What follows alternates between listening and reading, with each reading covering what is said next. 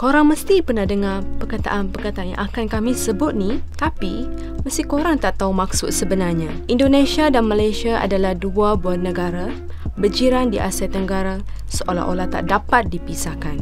Walaupun corak pemerintahan berbeza, ianya terdiri daripada pelbagai kaum, tetapi kita masih serumpun. Tak perlu fikir jauh-jauh. Persamaan itu ada pada penggunaan perkataan yang mungkin sesekali kita pernah lontarkan. Tapi, pernah tak kita terfikir maksudnya? So, berikut adalah 5 perkataan Indonesia dan Malaysia yang sama dan garanti korang terkejut apabila tahu maksudnya. Sebelum tu korang jangan lupa subscribe dan tekan butang notifikasi supaya korang tak terlepas video-video yang lebih menarik ya. Nombor 5. Gampang. Mustahil korang tak pernah dengar perkataan ni kan? Mesti korang pernah cuba bercakap perkataan ni bila marah. Kita kerap mendengar perkataan gampang ni sebagai kata ganti kepada maaf ya kalau saya bagi tahu benda ni. Sebagai kata ganti kepada anak haram atau perkataan yang membawa maksud yang kesat. Malah, berlainan pula maksudnya di Indonesia. Perkataan gampang ini memberi maksud mudah atau senang. Mesti korang terkejut kan bila tahu maksud gampang ni. Hati-hati tau bila guna perkataan ni. Lepas ni apa pula Jom kita tengok.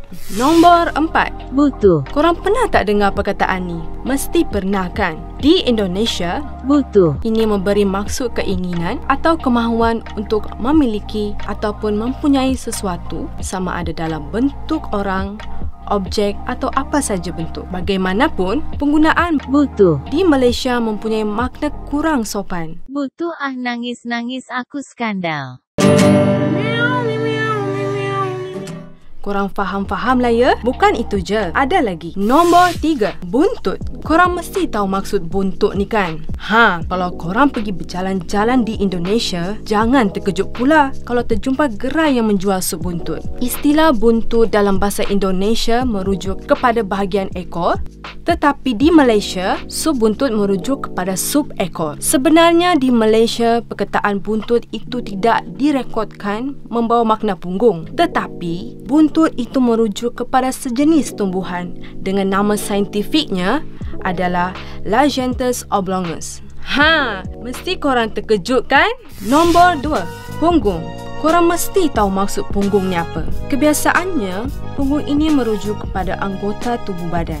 Di Malaysia, maksud punggung itu sendiri merujuk kepada bahagian belakang tubuh manusia dari bawah perut ke lutut. Manakala di Indonesia pula, punggung merujuk kepada keseluruhan bahagian belakang badan seseorang dari leher sehinggalah ke kaki. Walaupun perbezaannya sikit, tapi maknanya lain. Sebagai contoh, Ali meminjamkan punggungnya kepada Pak Faiz untuk membolehkan beliau menulis dengan selesa. Okey, next. Nombor 1. Pantat. Perkataan ni mesti korang rasa agak janggal untuk menyebutnya. Tetapi, perkataan ini di Malaysia dan Indonesia membawa maksud yang lain.